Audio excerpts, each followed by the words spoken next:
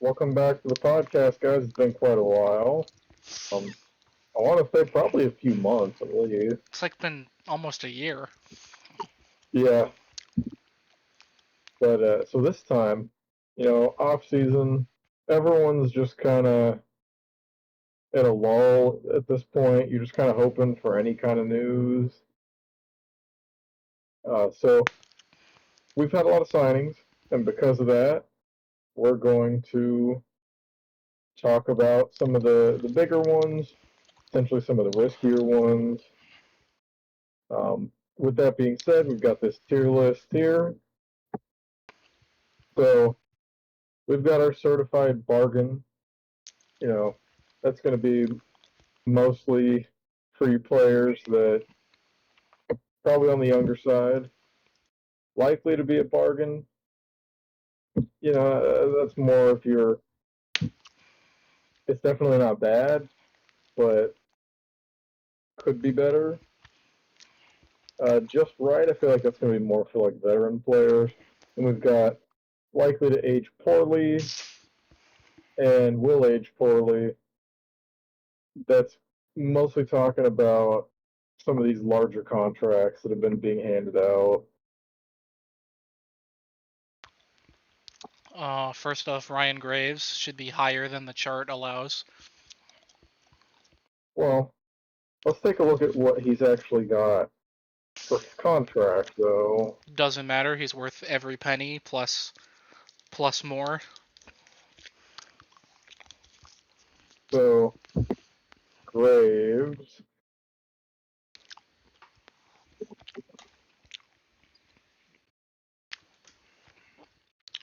So he signed in Pittsburgh. He signed a 6-year, $4.5 million AAV contract, and he is currently 28.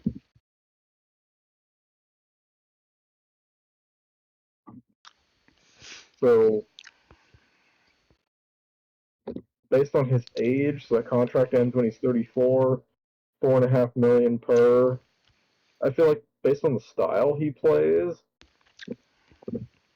he'll probably, unless he has a lot of problems with injuries, I feel like he'll be a steady enough defenseman that 4.5 mil probably be at the least just right until he starts to get a bit older. I think Maybe drops off with a little bit of age. I think he's probably here, just because Ryan Graves, like he's a top two defenseman. He's gonna fit into pretty much anywhere you need in the lineup. But playing with Dougie, he can do everything. He can, you know, doesn't really get you points, but he's not supposed to. He just shuts down the best lines in the league. Yeah, I have to think he'll probably end up because Letang he's usually first pairing. Um, to be fair, Pittsburgh's D core has kind of aged poorly since the Cup years. So I think that is a good addition, and honestly, at the price, kind of hard to complain about it. Yeah, I mean, especially like it's not just me spitballing. He has played top pairing D for at least 2 years now. Like he's proved he can done it. He can do it. Like that's pretty cheap for a top pairing guy. Yeah, I mean, usually, like, he's not the kind of guy that could be your number one, but he could be like the stay at home to a number one. He's Jakob Slavin. Yeah, I think it's a good signing, and I do think, yeah, likely it'll end up being Uh, a bargain. yeah. Next up we have the tiny, angry, smushed face. That's Alex the Brinket. Really? Yeah, God, he's ugly. he has a very blocky face. God, Trey Fix-Wolanski has competition for squarest head in the league. So DeBrincat, he's 25. He'll be 26 in December. So his deal is 4 years with an AAV of 7.875, signing with the Detroit Red Wings. How much was I it? think it's 7.875 AAV for 4 years.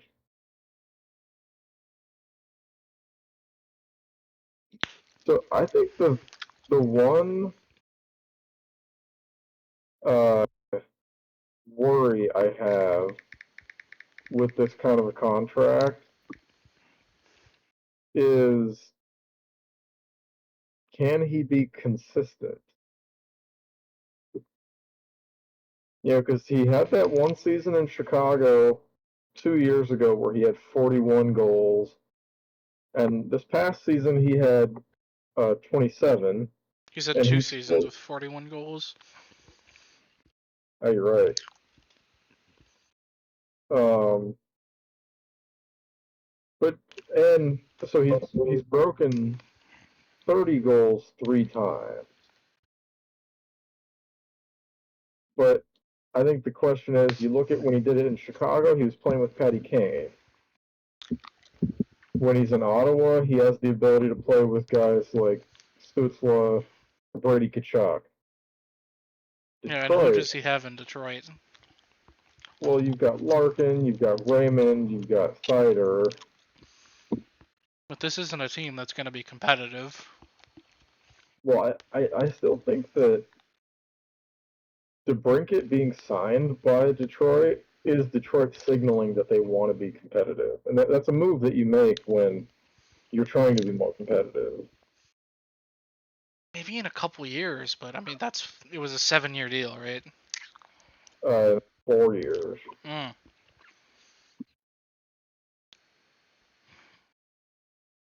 Hmm. I don't know. I think they're paying him too much too early. I mean, maybe not too much, but I think they're signing their guy too early. I think they've overestimated how fast they can get out of this. Yeah, I think the team as a whole might be laying out the cards a little too early. But in terms of just DeBrincat and what he can bring to the table, I think if he can still be that 30 plus goal scorer and, good for anywhere between 60 and 75 points, I think that just under 8 million, that's probably worth it.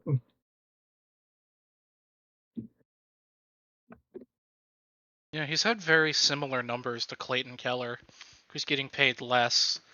But I don't know if that's a question of whether DeBrincat is slightly overpaid or if Keller's contract is just fire.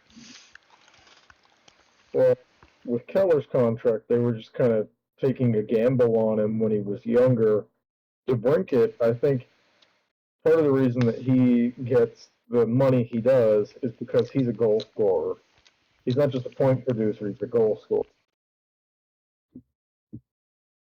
So I think I'm on the fence between either just right or I think just likely. right. I feel like that's probably pretty safe to say. The only people I recognize, that's looks like Anze. So That the looks like the one Sebastian. so if you see next there the Bruin, the guy in the Bruins jersey, Yeah. yeah, so it's Dmitry Orlov. No, I didn't know he signed with the Bruins. Oh, he got traded there last season. So he signed Jesus Christ, with his hockey reference picture. The man's neck is a tree trunk. so Dmitry Orlov. He signed with the Carolina Hurricanes, a 2-year deal at 7.750. Now I'm gonna be honest. He's never made that much money in his career before. That's high. Yeah, That's I mean, really high. yeah, because he's a defenseman that's good for by the looks of it, with his career, he's good for roughly 25 to 35 points a I season mean, as I a think what defense. we're looking at here, especially with the 2-year deal, is Carolina's in win now mode, and they're just paying to try to get that now. I think that is some of it, but I think it's warranted based on like last year was actually a really good year for him. Obviously, it was a contract year, but he's so in 43 games with the Capitals last year, he scored 19 points, and then after he was traded to the Bruins, he played 23 games and had 17 points in 23 games with the Bruins, Yeah. and had 8 assists in the playoffs in 7 games. So the only thing that worries me is the fact that he's currently 32. I mean, it's definitely too much money for what he's produced, Yeah, like if you just look at his whole career, yeah, I think that's too much money. but it's also only a 2-year deal, so it's not like this is a big risk by the Hurricanes. Yeah, I I almost want to say could age poorly, but at the same time, in the next 2 years, is he really going to drop off a cliff? Probably not. I don't know. I don't think it's just right because it's too much money, but it's not. I don't think it's gonna age poorly. I feel like there should be like just right, but also that's too much. Yeah, I think the only reason we could maybe say age poorly is if he ends up having like a bunch of injuries. I don't know if he will though. Like, I mean, No, I obviously it's mean, impossible to predict injuries, but he did only miss 20 games last year. yeah, because by the looks of it, over the last several seasons, he hasn't played a full 82 game season since 2019. Now, granted, we had the weird COVID seasons in there, but it looks like he on average misses between 8 and 15 games a season. It should be noted too that last year he hit 66 games, he had 36 points, but only 7 of those were goals. Yeah, I mean, yeah, it's not goals, but I don't know. He's somewhere in between these two. so I'm if gonna put we're him here just looking, so the chart is more even. okay, so if we're looking at who's up next, that's going to be Philip Gustafson, signed by the Wild. He's a very intense looking man. Yes, he is. So Gustafson, he's 25, 3-year deal worth 3.750 AAV. So again, originally a Senators pick and player. He only spent this year with the Wild, and he actually had some pretty good stats with the Wild. With the Senators, not as much.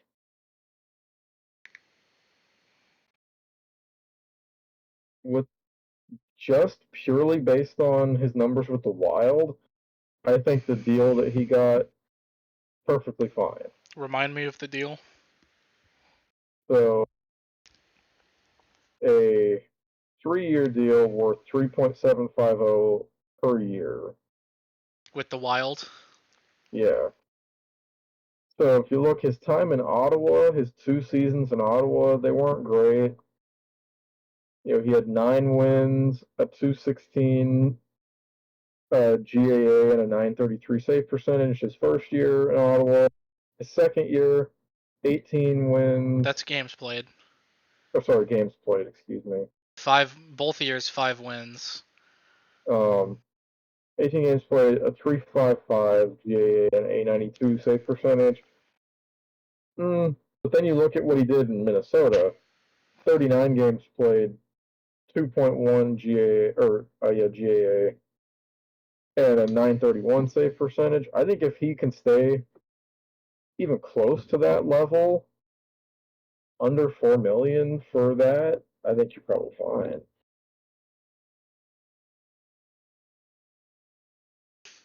Yeah. Honestly, I could even say that that's possibly looking to be a bargain if he can become a starter, especially with Fleury starting to get older and playing fewer games.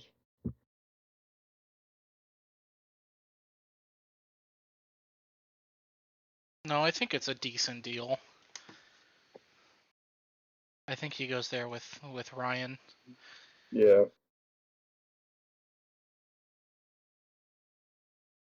And we've got this guy who looks like he just wandered into a room and has no idea who he is or what's going on in the room. So next up, that's Gabe Velarde. Confused, man. So keep in mind, so Velarde, he was part of the trade that sent Pierre-Luc Dubois to the Kings. I think it's a bad trade for LA. As a Kings fan, I don't feel great about it yet. Um, like I understand what Rob Blake was trying to do, but I'm not totally on board with it. Trading 3 decent guys for Dubois The seems one that kind of pissed me off the sus. most was the one that pissed me off the most was losing Alex Iafallo. But so Velarde, he avoided arbitration with the Jets, 2-year deal, 3.437 million per year. So if we look at what he's done, he's really the tale of injuries. That's been his biggest problem is staying healthy. With the Kings this year, he played 63 games and he had 23 goals, which pretty good. And he'll probably get an opportunity to play higher up in the lineup with uh, the Jets as well. The thing that remains to be kind of a wild card with that, though, is if the Jets end up trading Scheifele, and if they trade Connor Hellebuck, that'll probably hurt his production a little bit with Scheifele gone. Because If Velarde has never actually stuck playing at center. He's played more wing than center at the NHL level.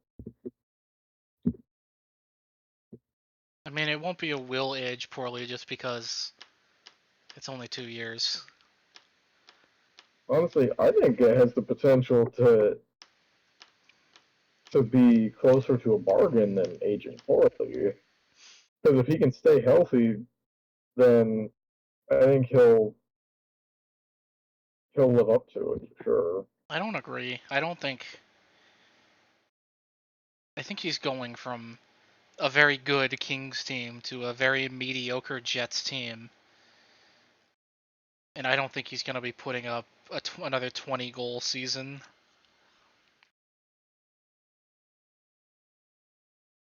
I don't.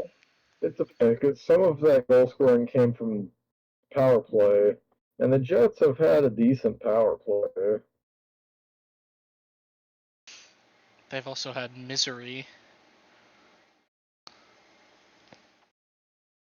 I don't know. I want to say put it in the middle, just because You're it's saying only 2 years. so just right. Yeah, but I don't think this was a good sign, like a good move by the Jets, honestly. Well, because in that regard, you kind of have to think because apparently Rob Blake and Velarde aren't really close on a contract because the Kings are a little bit tighter for money on the cap, and I think the contract negotiation wasn't going super well. I think that's part of what led to him being part of a trade. Maybe, but that's also conjecture. Like unless someone is. Well, the rumors have been going around that there was trouble because he was the one guy that hadn't been able to sign yet. Hmm, I don't know. That I think just no one right knows. is fine. So after that, that gentleman in the orange and blue, that is Ilya Sorokin.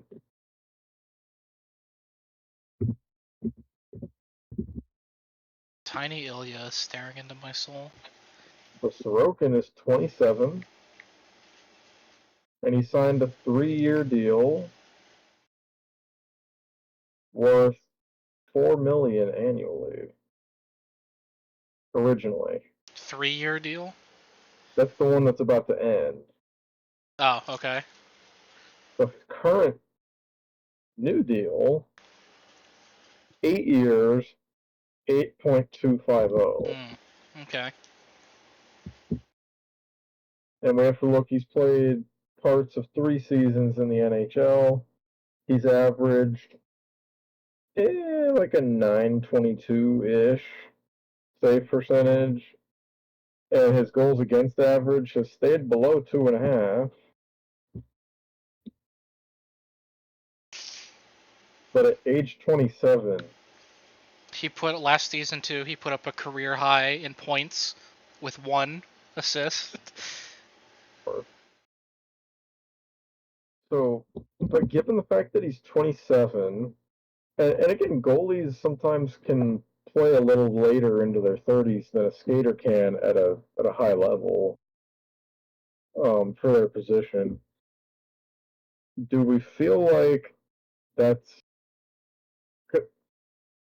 I don't know. He might surprise us, but the contract would expire when he's about 35 or 36. Do we think that the last 3 years of that deal, he's going to be worth that much money? I mean, I know the whole point of this is to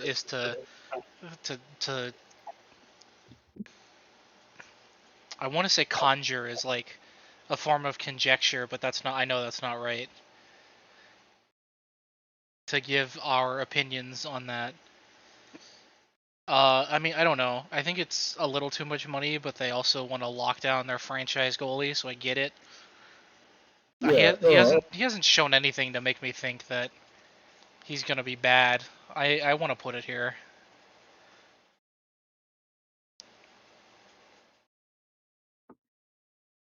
yeah, I do think that still isn't a bad deal.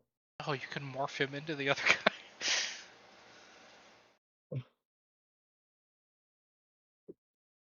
So that leaves us next with JT Comfer, which I, that was one of the more interesting ones I found. So JT Comfer has left Colorado, and he is now playing for the Detroit Red Wings. Oh boy. A 5-year deal worth 5.1 million per season, and he is age 28. I mean, that's an easy bargain. You're looking at his goals. He's good for 10 to 15. He's hit almost 20 a couple times, but you can safely say between 10 and 15 goals a season, and roughly somewhere between 30 and 55 points a season.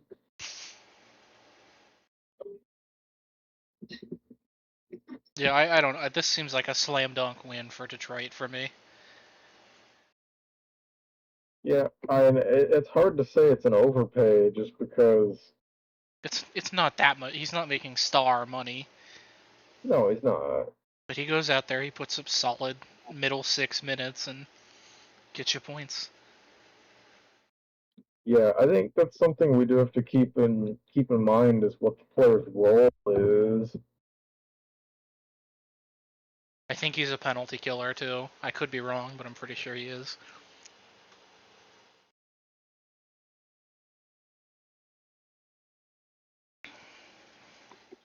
So up next after that, I think you recognize who that is. Is it Keandre?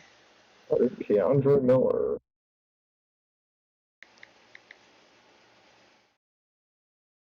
whose contract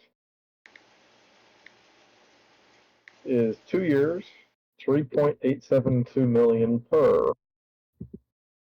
3 years, 3 million, basically. 2 years, 3.872 per year. 2 years, 4 million. Okay. So yeah, just under 4 million a season. He had 34 assists last year Yeah, as a the guy is, defenseman. as a defender, he can That's put up pretty good. points, and he's no slouch defensively either. I think Keandre Miller is one of those that is going to certifiably be a bargain. Yeah. Especially since too he has like the full hair now. He looked really stupid when when the parts on the side here weren't grown in. So he's got the hair powers now. He's got the hair power. His beard is looking a lot better the more he gets older. In the flow and the player department, I think he's a certified bargain. Yeah, it's hard to argue with. He's better than Capo, Caco, and Lafreniere. Oh yeah, no, he totally is, especially for his position, for his age, for his cap. Like he's just better all around at what he does. Um, let's see. So that looks like we have Michael Bunting next. Oh, good. I hate Michael Bunting. You used to be a fan of his.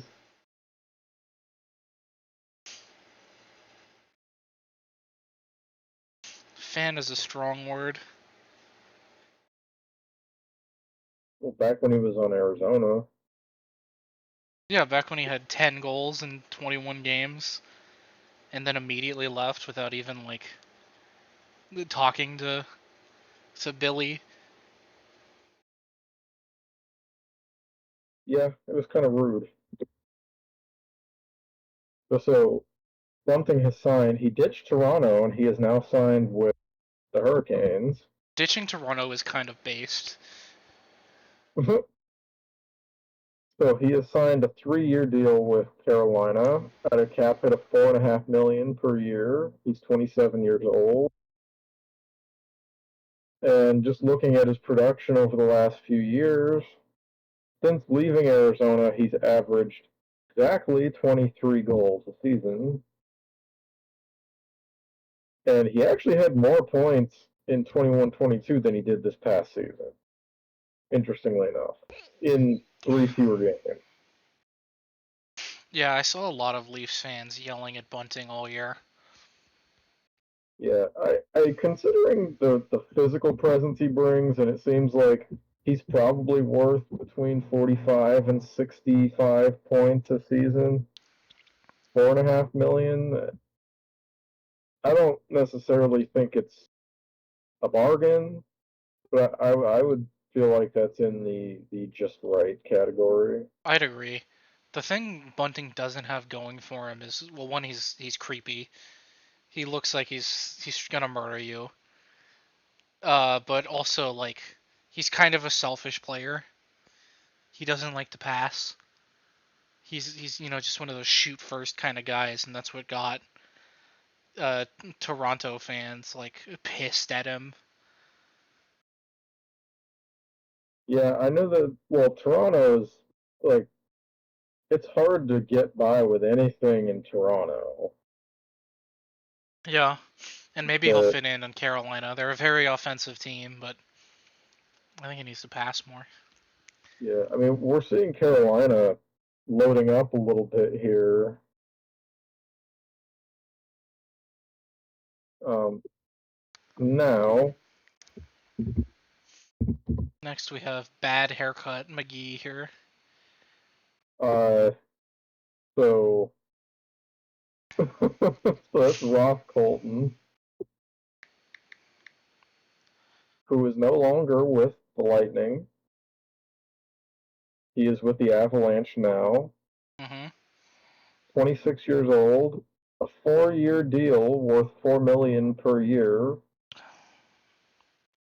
And considering that with Tampa, at least with Tampa, 15 to 20 goals, and his points high with Tampa was 39. Uh, with Colorado, which is still a pretty offensive, dynamic team, I think he could get higher than that.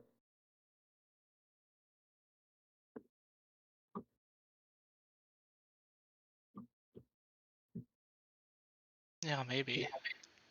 I don't He's know one of those. if He's just one of those guys that Tampa was able to put his name on the map. yeah. When I heard it, it felt like an overpay, but maybe it isn't. I don't know. It's not too much money. It's probably just right. Yeah, it's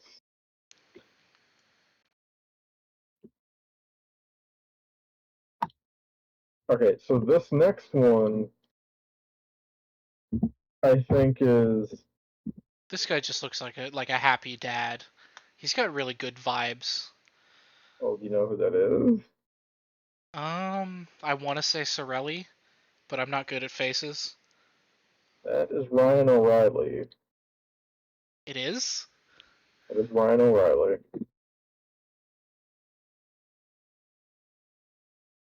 God, Sorelli looks nothing like.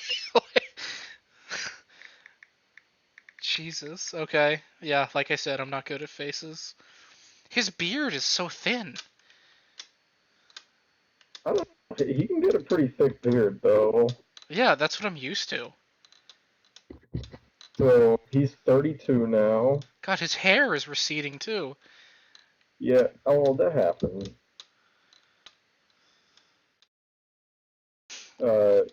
They actually say that if you wear hats or helmets a lot, the heat that it traps on your head contributes to thinning hair.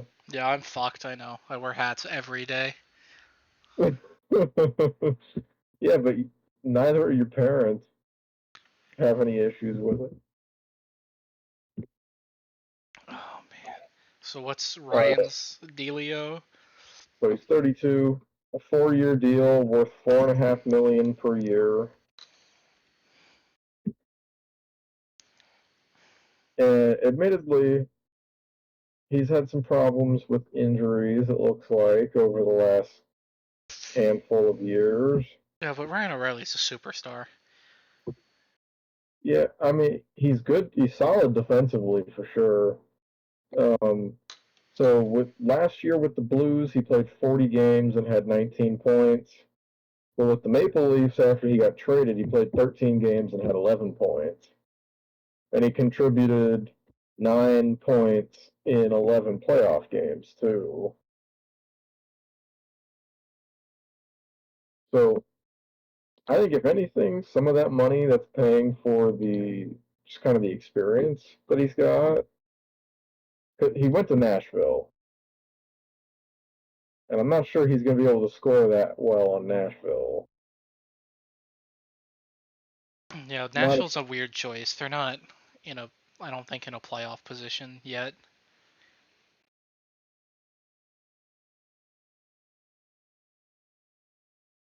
Not that I think that's a bad signing, but like, I feel like he's there just to show the kids like how to play in this league.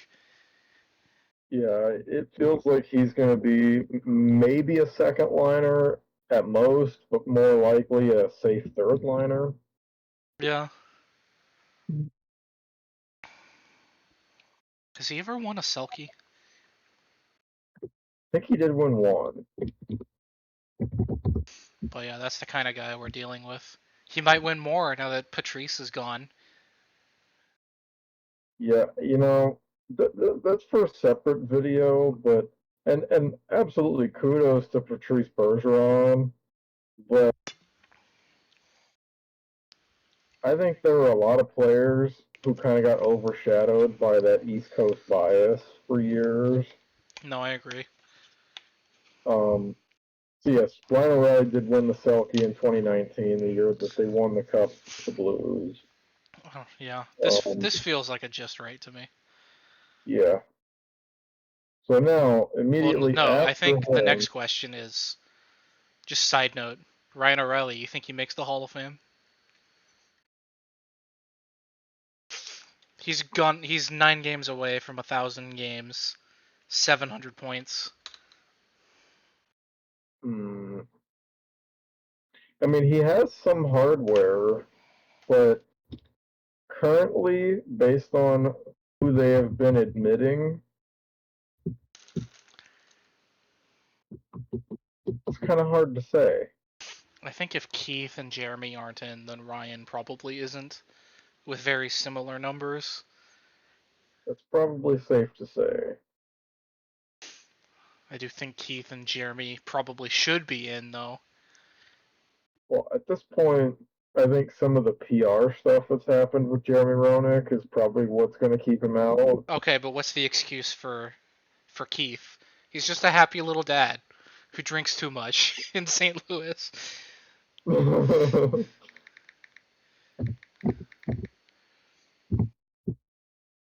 Yeah, that's kind of hard to say what the the Hall of Fame board has been thinking about.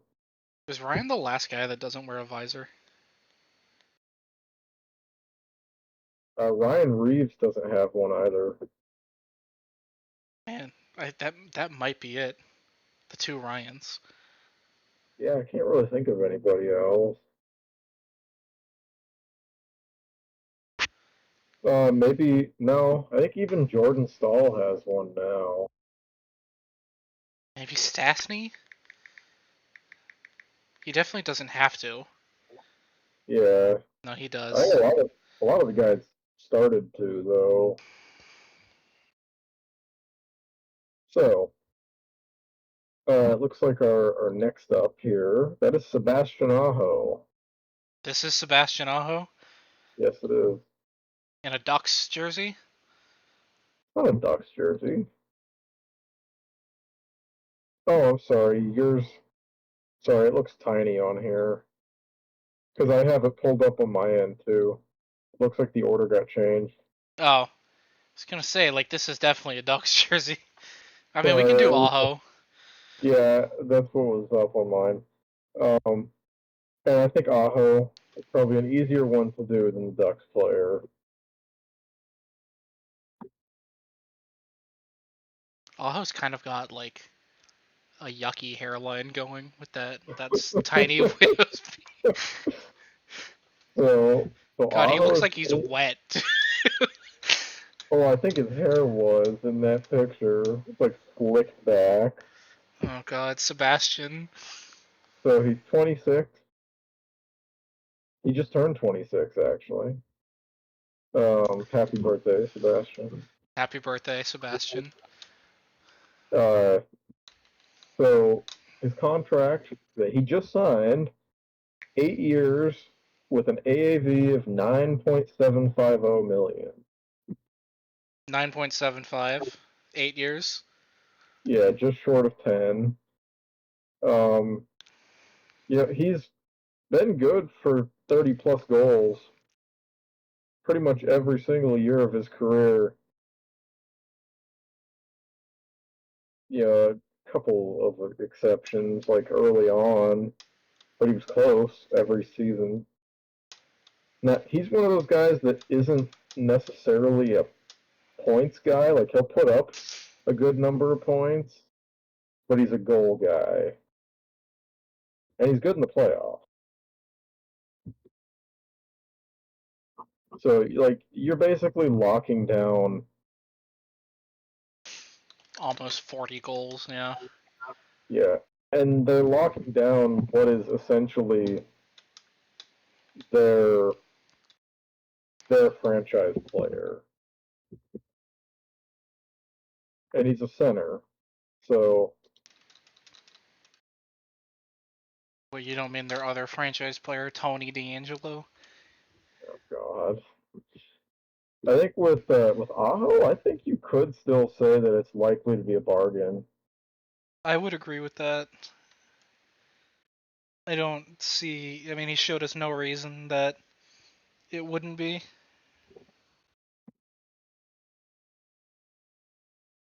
Yeah, I think there's not too much to say about that.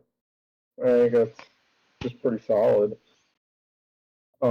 What there is something to say about is that Ducks player, though. That is Troy Terry. So again, he's 25. He turns 26 in September. He's a ghoul. Uh, just signed that 7 year. You should have used this hockey reference pick. Take a gander at that beauty. Oh God!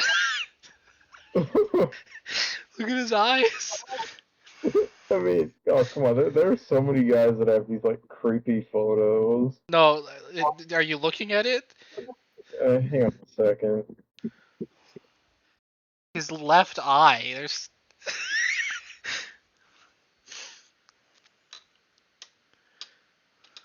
Yeah, like his eyes have some like asymmetry or something going on there. Jesus, Troy.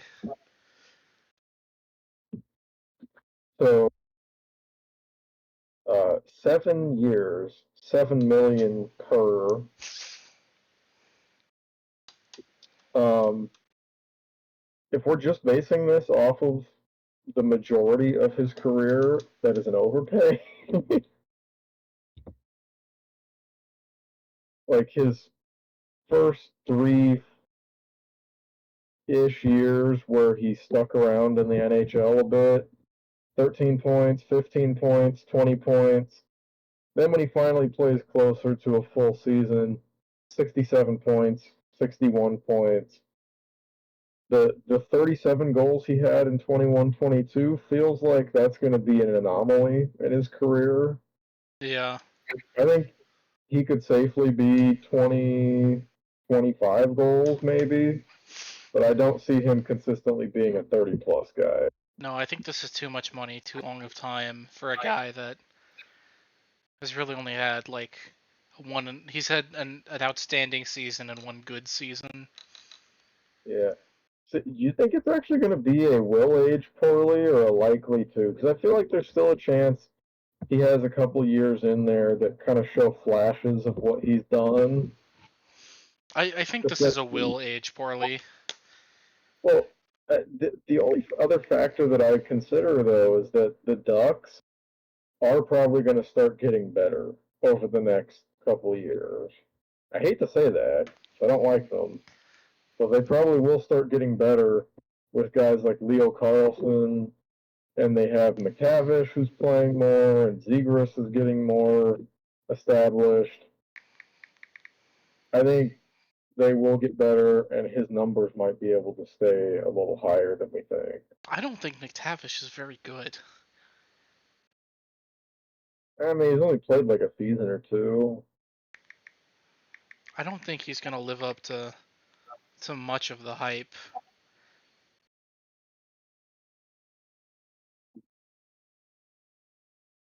No, I don't think McTavish has lived up to the hype necessarily yet, anyways. And then you have the fact that like Jamie Drysdale has just suffered from injuries and stuff so much. You haven't really got to see what he can do yet.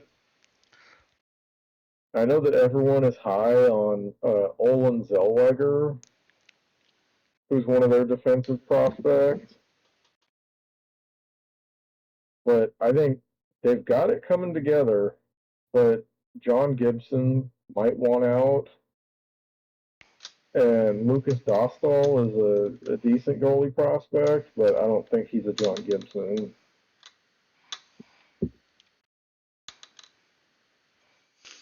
I don't know. I don't think this is gonna go well for the Duckies in 7 years. Yeah, I mean they avoided arbitration. Apparently he wanted like 8.5 million, and the Oh, Ducks were originally at like 4.5. see, 4.5. I'd be saying just right or likely to be a bargain. Yeah, I was gonna say if it was 4.5, I'd be saying it was probably close to a bargain, but I think 7, that's a little I mean, and he's a rough. scrotum person, so Well, the next person here, that is Tyler Bertuzzi. nephew Tyler. Yeah, nephew Tyler. So Tyler Bertuzzi, he signed with the Maple Leafs. He's 28, and see this. So this one's a little different than the previous ones we had done. So this is a 1-year contract worth 5.5 million. So obviously a little less risky.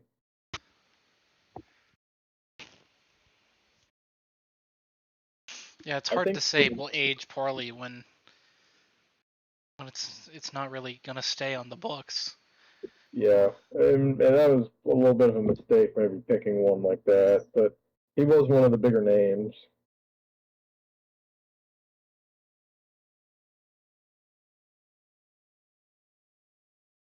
It definitely does feel like too much money though. You think so?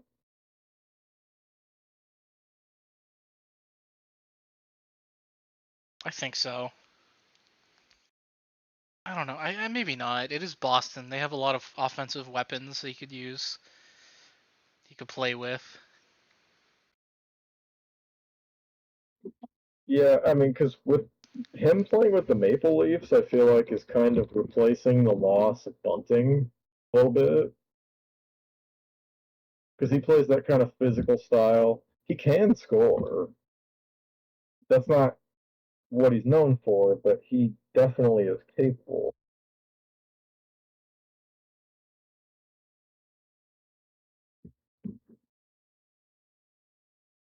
Would we say that he's better than Bunting? I don't know. I think he's probably close to equal. Yeah. All right. I think it's fine to put him in the middle, especially at Yeah. 1 year. There's like no risk really. Now that, uh, yeah, okay. So the next one there, I think that's another interesting one. Another guy who just came off of a career year, Vince Dunn.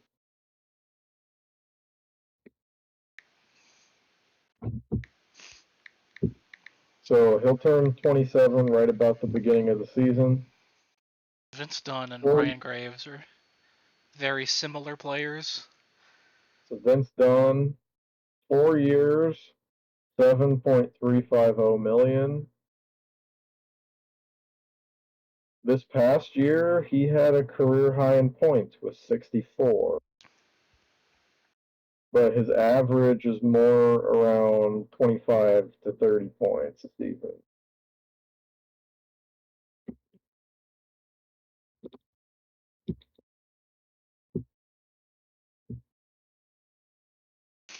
I don't know. I want to say this is just right. You You got to think reward the so? guy for having a good season. And again, he's like Ryan Graves. He's a really good like defensive defenseman too. He seems like he's got a two-way ability. Like he scores more than Graves does. Yeah. Uh, except let's just say so 64 points last year, but let's just say that uh, let's say that he falls back to around 30 points. Is he still worth that much? If he ends up averaging around 30 points a season for the next 3 years, is he worth 7.35? Maybe not, but I don't think the term is long enough that it's really that big of a deal. Yeah, I mean 4 years. We should note too, Stanley Cup champion Vince Dunn. Yeah, with the Blues, but I part of me feels like this has the potential to be a bargain, but part of me also feels like it has the potential to age a little poorly because he's not that old, but I also don't see him scoring that much again.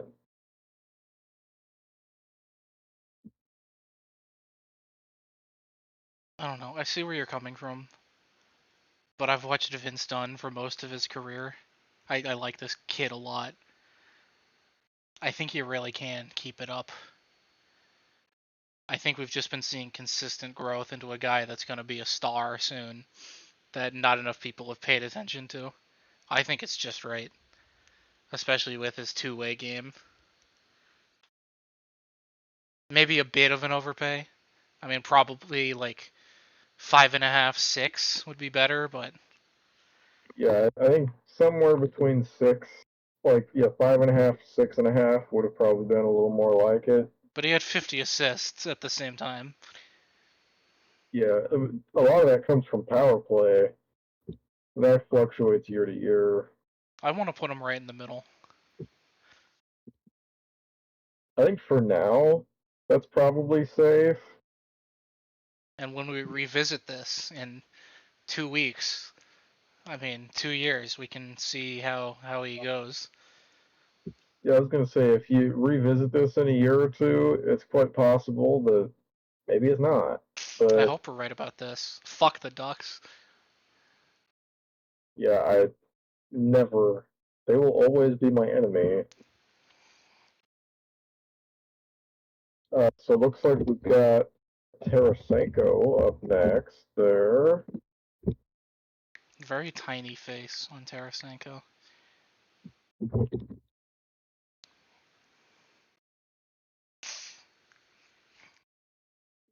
So he signed that 1 year, $5 million deal with the Senators.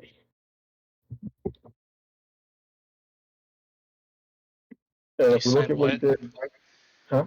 He signed what? A 1 year, $5 million deal with the Senators. Because yeah, I feel like the last few years, Tarasenko has really been written off. Some of that has to do with his injuries here and there, and the fact that he hasn't scored. Because he had 40 goals back in 15-16. He was close again in 16-17, but he's not really approached the 40 goals since then. So people have kind of forgotten. But he's quietly had some 30-plus goal seasons.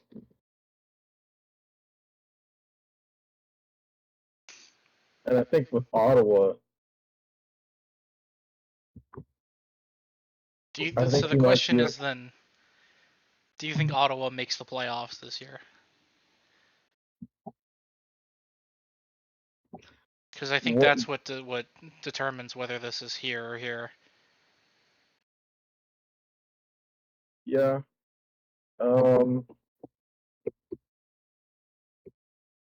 Because obviously Ottawa doesn't have DeBrincat anymore, and I think bringing Tarasenko in is meant to try to fill some of that goal scoring loss. They didn't make the playoffs last year, did they? Ottawa did not. Tarasenko was traded to the Rangers before last playoffs.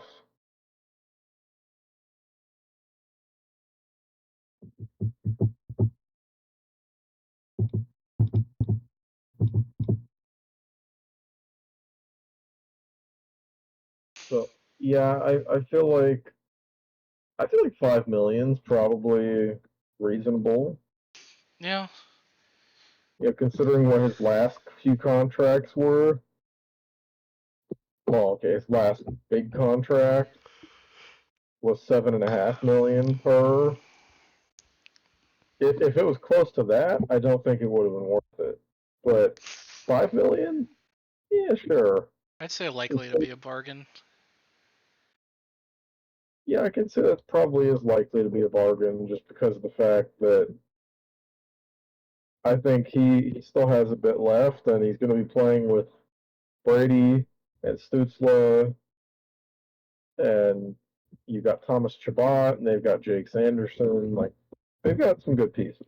They did get Chikrin too. That's a pretty good piece. Yeah, they do have Chikrin. You know, especially Uh, if they make the playoffs, I think likely to be a bargain. yeah, if he makes the playoff, then yes.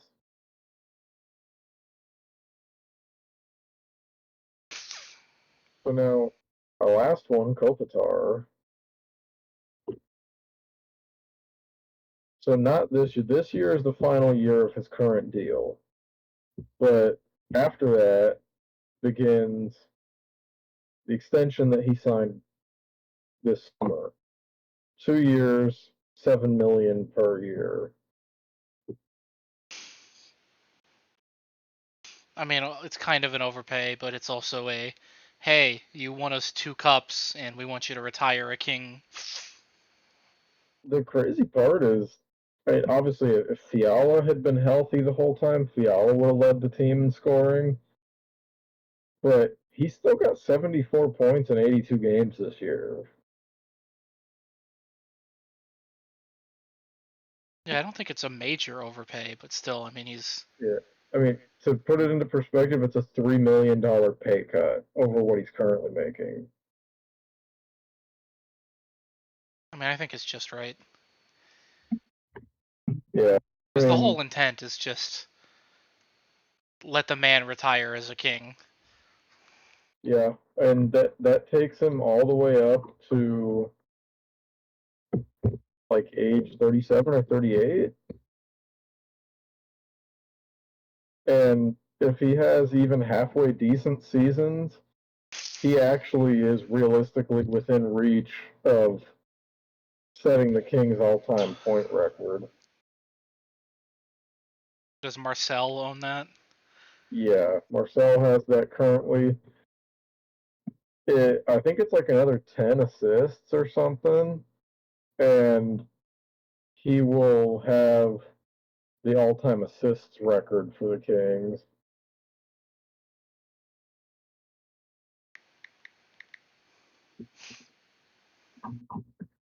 I mean, he's definitely So not beating Marcel's goal record, though. no, I mean if he had had somebody like a Marion Gaborik to play with him during like his younger years, that might be that might be in the question. But just for so long, he didn't really have. Uh, he had Justin Brown on one side, but his left wing, he never really had a steady left wing for a lot of his career. Yeah. What he probably does have is, I mean, I'd be shocked if he somehow doesn't get 7 goals in the next 4 years to get to 400. He Yeah, I mean, has a number retirement coming up. He has a statue outside the arena coming up, and probably a Hall of Fame plaque coming up. I do think he'll make the Hall of Fame. Never mind just the fact that he was the first player from Slovenia, but he ended up actually being a really good player and the first player from Slovenia. He's probably like top 15 Europeans ever, if Um, not top 10. and he's won, I want to say, two or three Lady Bing trophies, one Selkie, He's won um, 2 Selkies. two, yeah. He's been nominated more than that. He's won the coveted Mark Messier award. It still means something. Then there was the year he was nominated for the Hart, and honestly, I thought he should have won, but Taylor Hall won instead. He probably would have won more Selkies if Patrice wasn't in the league. Yeah. See, there were a couple of times, and that's one of the debates you can have. when Bergeron retired, there were a lot of people saying like such and such player would have had more coverage if they played in the East like Bergeron. Because if you look just at the head-to-head numbers between the two, Kopitar statistics, just games played, points, all that stuff, is better than Bergeron. Now I don't know about their career plus minus or what their career Corsi or any of that crap is, but I mean, I guess Patrice probably beats him in face-off wins. yeah, Bergeron always had a really high face-off win percentage. But yeah, there's just some things that it makes you think. If Bergeron hadn't been a Bruin, let's just say Bergeron had been a Canuck and Kopitar had been a Ranger or something, like the discussion would be very different. At the same time, since 2010-11, he has been in the top 15 in Selke voting or higher every single year except 18-19. Bergeron, you mean? No, Anze. Oh yeah. Seeing In the last 15 years, only once has he not been a Selke finalist. like in the top 10, you mean? Well, the top 15. Hmm.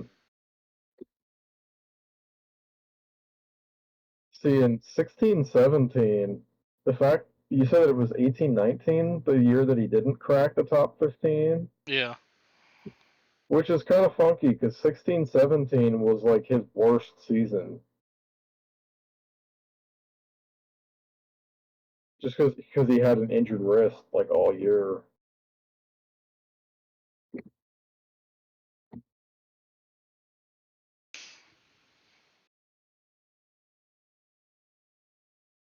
Yeah, I mean, it's hard to say it's a bad deal when you're just paying your franchise player to write off into the sunset.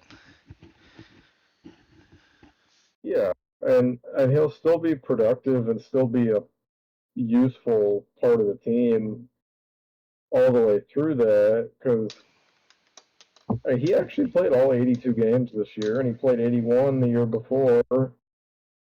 Like he's been a remarkably healthy player throughout his career. No doubt, partially due to how big he is. And those raccoon eyes.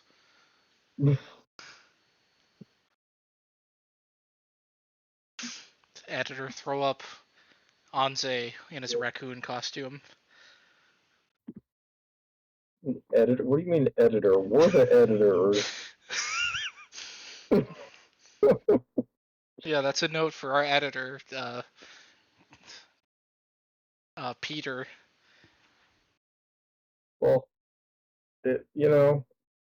if we had maybe added some more contracts, it's possible that we might have had some more that would have aged poorly. But I feel like overall,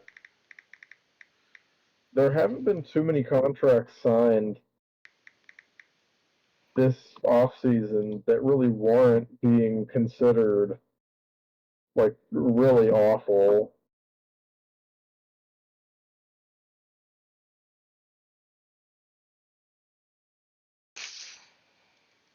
Yeah, not really. I And can't think of any. Just you get a few weird ones in there, like that are might be on the fence, but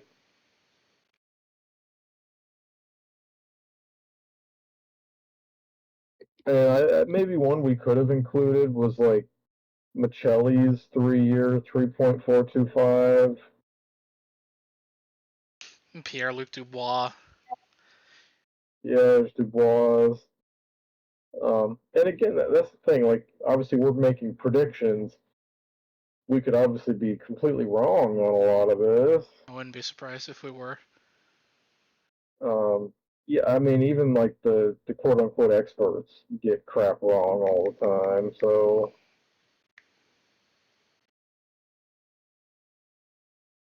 Yeah, I mean, a lot of these contracts, like it doesn't seem like this was one of those years where there were a lot of big, just fat, oversized contracts.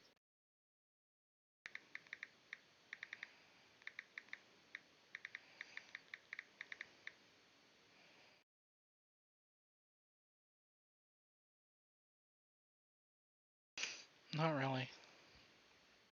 Yeah, just kind of looking through these contracts again really quickly. Like Kyler Yamamoto, 1.5 million with Seattle. Like that's not really risky.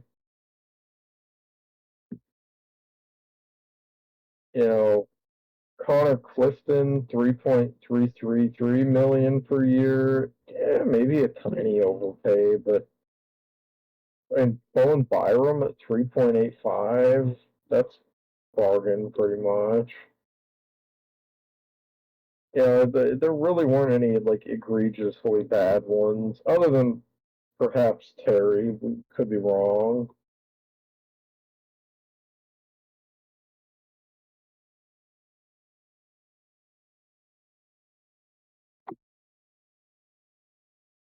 I can't think of any like aggressively bad ones we missed. No, I mean I'm checking one more time. I don't really see anything bad. But that's the thing. What might be considered bad or an overpay now in 2 years might not be. So yeah, we'll revisit this maybe in 2 years if we remember, possibly, and see how we did. Yeah, and feel free, leave your comments. Tell us what you think about it. If you feel differently, or maybe there's other players that you feel strongly about. So go ahead and drop those comments. Leave a like if you liked the video, and if you really liked it, please subscribe. We have breaks. Those are what we do most of the time, but we also have podcasts just like these. Yeah,